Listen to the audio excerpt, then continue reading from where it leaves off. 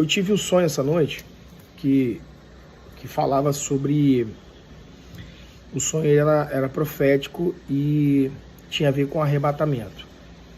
Veja bem, eu sonhava que estava num dia normal, no mercado, e as pessoas estavam esperando uma profecia, se essa profecia iria acontecer ou não.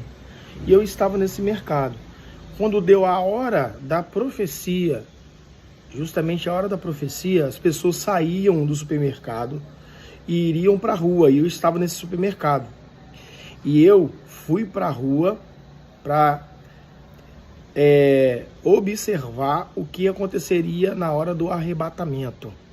Quando eu saio para a rua para poder observar o evento, né, que já estava marcado, veja bem o que acontece. As pessoas zombavam. Vamos ver se isso vai acontecer mesmo. Só que no sonho eu tinha sentimento. Eu tinha um sentimento de confiança que aquilo ali ia se cumprir. Eu tinha esse sentimento dentro de mim, que aquilo ali ia se cumprir. E quando deu a hora exata do acontecimento, esse sonho, foi um pouco assustador, mas ao mesmo tempo foi muito bonito. Pode acreditar. Vou te falar porque foi bonito. Que aqueles que confiam e acreditam em crer em Cristo como seu único e suficiente Salvador, as promessas se cumprem.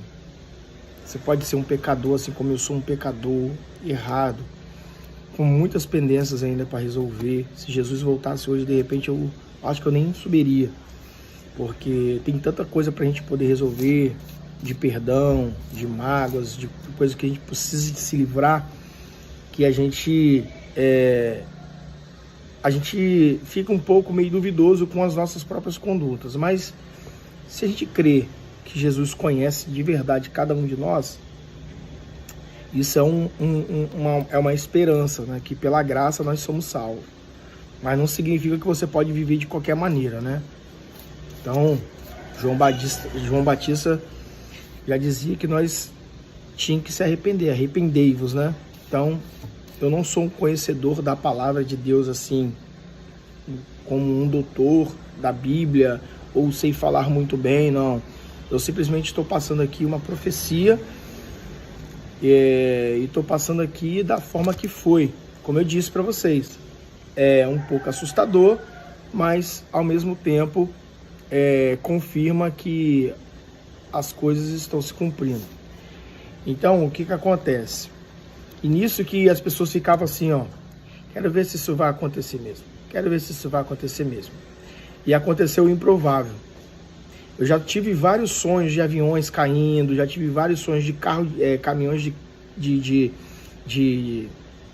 aqueles tanques de abastecer posto de gasolina, caminhão-pipa, caindo do céu, explodindo na terra. Já sonhei com ali naquela área de Camburi ali, ondas gigantescas já acabando com aquela área ali, acabando com tudo, água vindo e engolindo tudo. Já tive vários sonhos desses, mas esse foi com muitos detalhes. E eu lembro que nesse sonho que era onde as pessoas estavam ali e tal, zombando, eu olhava lá pro horizonte, e aí aconteceu o seguinte: veio do céu, presta atenção nesse detalhe, veio do céu uma luz, só que essa luz, ela não era uma luz única, ela tinha três fechos redondos assim, de luz brilhante, mas era muito longe, mas ao mesmo tempo muito brilhante. Era aqui, era como se fosse assim e assim, né? Então ficava dois assim e um assim, formava um triângulo, né? No caso, né? Uma luz aqui, outra e duas aqui. E essa luz, ela descia com muita velocidade. E, meu irmão, o som que aquilo ali gerou foi um som ensurdecedor. Como se fosse um barulho de vento, mas ao mesmo tempo suave, mas ao mesmo tempo forte e ensurdecedor.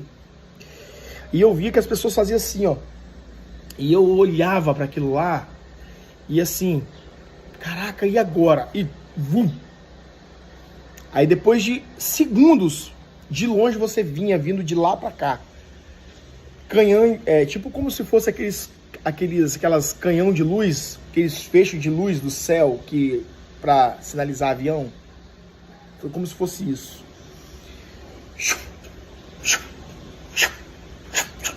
E veio muito rápido. E no sonho eu estava esperançoso. Como eu disse no começo do vídeo, eu ia falar para você porque o sonho parece perturbador, mas ao mesmo tempo esperançoso. Porque para mim, como eu estava crendo que aquilo ali iria acontecer, eu estava indo ali com uma convicção que aquilo ali ia acontecer, nesse sonho eu tive um sentimento de que eu iria.